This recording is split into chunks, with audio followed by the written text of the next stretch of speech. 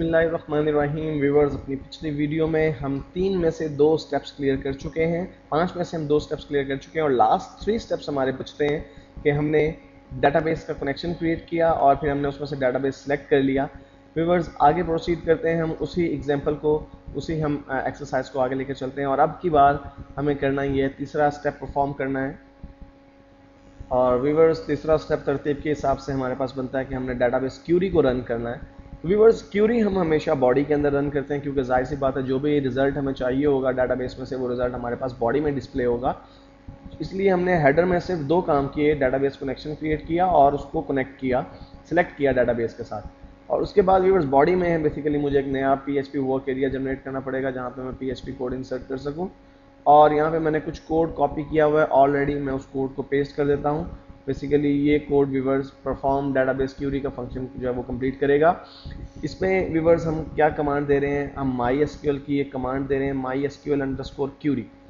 Viewers, इस command की मदद से आप MySQL में से जो डाटा है वो फेच कर सकते हैं।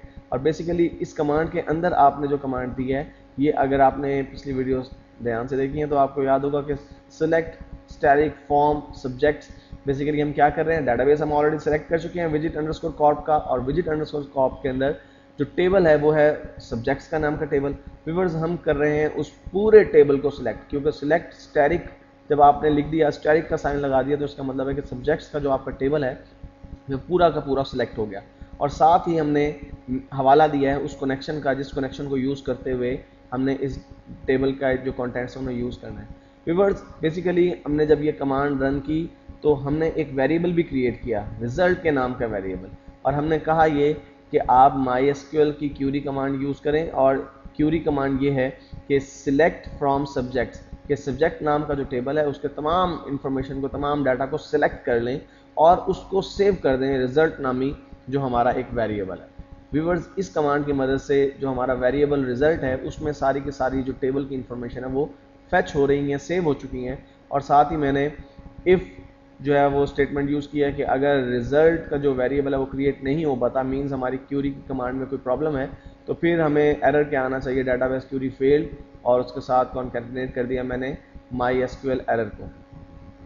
व्यूअर्स, इसके बाद ये तीसरा स्टेप था हमारा, अब हमें परफॉर्म करना है चौथा स्टेप। और चौथा स्टेप ये है कि बेसिकली जो आपने तीसरा स्टेप परफॉर्म किया है उसकी वजह से आपने डाटाबेस से जो टेबल थी उसमें से सारी इंफॉर्मेशन एक वेरिएबल में सेव कर दिए जो कि है रिजल्ट नाम का वेरिएबल। अब हम इसी वेरिएबल को यूज़ करते हुए इस डाटा को डिस्प्ले कर सकते हैं, और उसके लिए व्यूअर्स हम अरेज फंक्शन को यूज़ करेंगे। आपको याद होगा, लूप फंक्शन को यूज़ करेंगे। व्यूअर्स, आपको याद होगा कि आपकी लूप जो है वो इस्तेमाल होती है कॉन्टिन्यूसली किसी एक ही काम को बार बार परफॉर्म करने के लिए।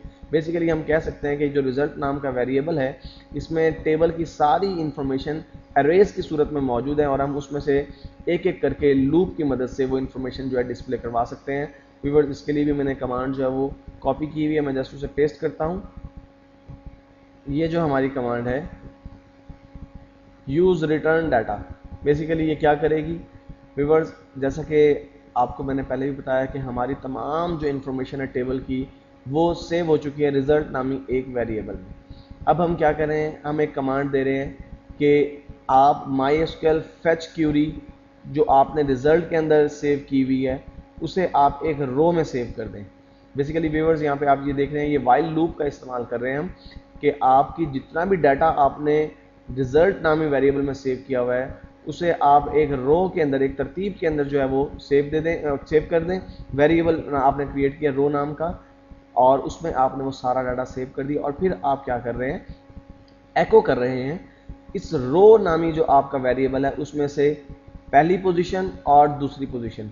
व्यूअर्स, पहली पोजीशन और दूसरी पोजीशन का क्या मतलब है, आपको अगर याद हो आपने अपने टेबल की जो फील्ड्स बनाई थी वो फील्ड्स थी 4। उसमें पहली फील्ड थी आईडी की, दूसरी थी मेन्यू नेम की, तीसरी थी पोजीशन की और चौथी थी डिस्प्ले की। व्यूअर्स, आप जानते हैं कि लूप जब काम करना शुरू करती है अरे के अंदर जो है पहली पोजीशन, अगर हम पोजीशन की बात करें तो 0 पोजीशन होती है। इसका मतलब है जब अगर आप रो में से पोजीशन 1 को कॉल कर रहे हैं तो आप आईडी को कॉल नहीं करें, आप जस्ट मेन्यू नेम को कॉल कर रहे हैं।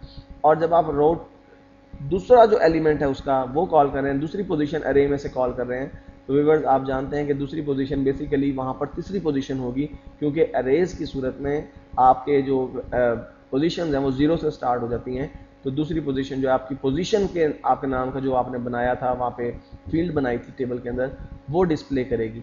और बेसिकली जब आपने यहाँ पे एको किया, इन दो एलिमेंट्स को मैंने कॉन्कैटिनेट कर दिया, यानी पहले आपके जो रो वेरिएबल, आपका जो सर्वर है वो रो वेरिएबल में जाएगा, वहाँ पे जो पहली आइटम होगी यानी जिसकी पोजीशन 1 होगी, पोजीशन 1 जो है वो हमारी मेन्यू नेम की है, उसे डिस्प्ले करेगा, साथ ही कॉन्कैटिनेट कर देगा उसी रो के अंदर, उसी रो नामी वेरिएबल में जो हमारे पास पोजीशन 2 के ऊपर एलिमेंट मौजूद है जो कि पोजीशंस के नाम से है, उसको वो शो कर देगा। और फिर चूंकि ये लूप है, वाइल लूप है, आप जानते हैं कि वाइल लूप का काम ये होता है कि बार बार एक ही चीज़ को परफॉर्म करती रहती है।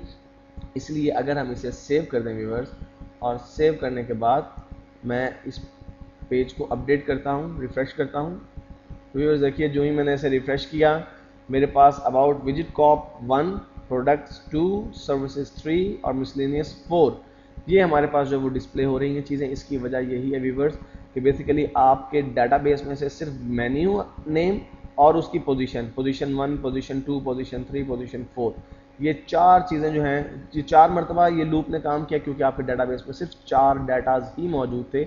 अगर इनसे ज़्यादा डाटाज मौजूद होते तो वो तमाम के तमाम डाटा, आपके पास जितने भी डाटाज होते पेज पे आपके सामने डिस्प्ले हो जाते हैं। तो व्यूअर्स इस तरह से इस चौथे जो हमारा स्टेप है, चौथे स्टेप की मदद से हमने जो डाटा रिट्रीव किया था स्टेप 3 में, उसको हमने डिस्प्ले करवा दिया एक एक करके लूप और एरे की मदद से।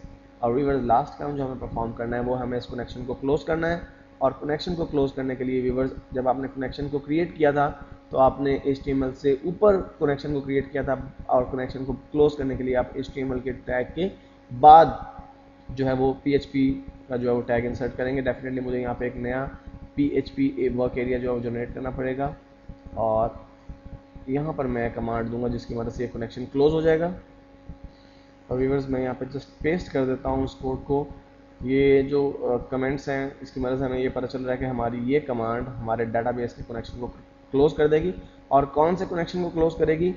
कनेक्शन नाम का जो वेरिएबल में हमने कनेक्शन क्रिएट किया था, अगर आपको याद हो जब हमने कनेक्शन क्रिएट किया था तो हमने उसको एक नाम दिया था और उस कनेक्शन का नाम था कनेक्शन। तो व्यूअर्स इस कमांड की मदद से ये कनेक्शन जो है वो क्लोज हो जाएगा। व्यूअर्स लास्ट बात जो इस हवाले से मैं डिस्कस करना चाहता हूँ वो ये है कि आप कनेक्शन का जो इस्तेमाल कर रहे हैं बार बार, मसलन आपने कनेक्शन को क्लोज करते हुए कनेक्शन का इस्तेमाल किया, आपने डाटाबेस से कनेक्ट होते हुए कनेक्शन का इस्तेमाल किया, आपने क्यूरी की डाटाबेस क्यूरी परफॉर्म करते हुए कनेक्शन का जो है वो इस्तेमाल किया।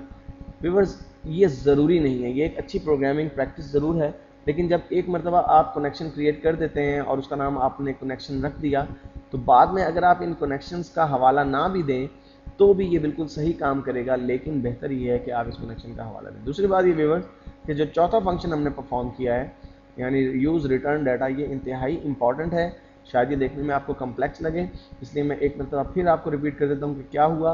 व्यूअर्स तीसरे फंक्शन में हमने रिजल्ट नाम का एक वेरिएबल डिक्लेयर किया और हमने कहा कि जितना भी डाटा आपको डाटाबेस में मिलता है सब्जेक्ट नामी टेबल में, वो रिजल्ट नामी वेरिएबल में सेव कर दें।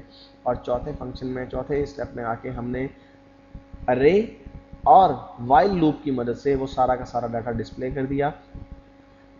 अगर ये आपको कॉम्प्लिकेटेड लगे व्यूअर्स तो आप इस पर कुछ वक्त लगाइए, इसको बार बार देखिए, समझिए, क्योंकि हम इसको आगे चल के बहुत ज़्यादा इस्तेमाल करने वाले हैं। जब भी आप डाटाबेस को PHP के साथ यूज़ करेंगे तो आपको वाइल लूप का इस्तेमाल करना होगा।